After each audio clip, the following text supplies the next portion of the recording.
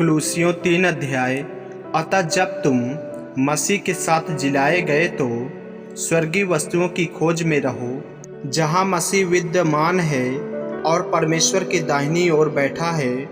पृथ्वी पर की नहीं परंतु स्वर्गीय वस्तुओं पर ध्यान लगाओ, क्योंकि तुम तो मर गए और तुम्हारा जीवन मसीह के साथ परमेश्वर में छिपा हुआ है। जब मसीह जो हमारा जीवन है प्रकट होगा, तब तुम भी उसके साथ महिमा सहित प्रकट किए जाओगे।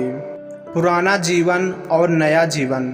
इसलिए अपने उन अंगों को मार डालो जो पृथ्वी पर हैं, अर्थात वे विचार, अशुद्धता, दुष्कामना, बुरी लालसा और लोभ को जो मूर्ति पूजा के बराबर है।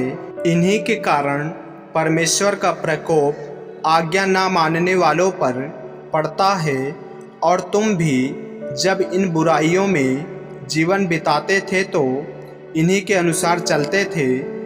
पर अब तुम भी इन सब को अर्थात क्रोध, रोष, बैर भाव, निंदा और मुंह से गालियां बकना, ये सब बातें छोड़ दो।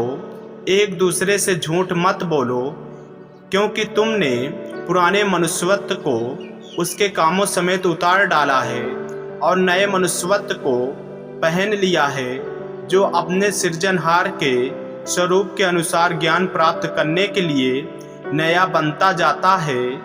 उसमें ना तो यूनानी रहा, ना यहूदी, ना खतना रहित, ना जंगली, ना स्कूती, ना दास और ना स्वतंत्र, केवल मसीह सब कुछ और सब में है।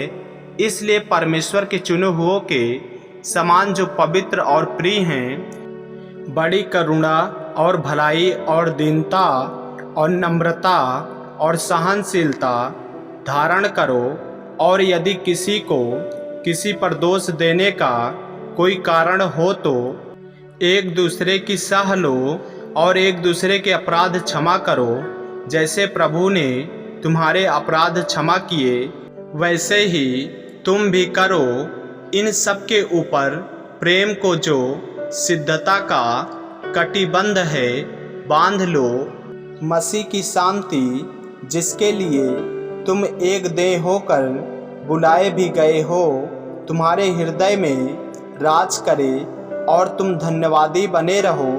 मसीह के वचन को अपने हृदय में अधिकाई से बसने दो और सिद्ध ज्ञान सहित एक दूसरे को सिखाओ और चिताओ, और अपने अपने मन में अनुग्रह के साथ परमेश्वर के लिए भजन और स्तुति गान और आत्मिक गीत गाओ।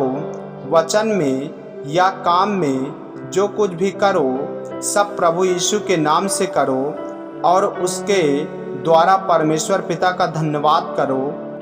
नए जीवन के पारिवारिक नियम। हे पत्नियों, जैसे प्रभु में उचित है वैसे ही अपने अपने पति के अधीन रहो। हे पतियों, अपनी अपनी पत्नी से प्रेम रखो और उनसे कठोरता ना करो। हे बालकों, सब बातों में अपने अपने माता पिता की आज्ञा का पालन करो, क्योंकि प्रभु इससे प्रसन्न होता है। हे बच्चों वालों, अपने बालकों को तंग ना करो, ना हो कि उनका साहस टूट जाए। हे सेवकों, जो शरीर के अनुसार तुम्हारे स्वामी हैं, सब बातों में उनकी आज्ञा का पालन करो, मनुष्यों को प्रसन्न करने वालों के समान दिखाने के लिए नहीं, परंतु मन की सिधाई और परमेश्वर के भय से।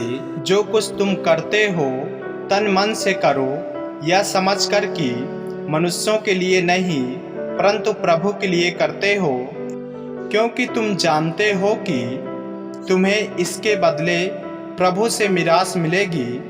तुम प्रभु मसीह की सेवा करते हो, क्योंकि जो बुरा करता है वह अपनी बुराई का फल पाएगा।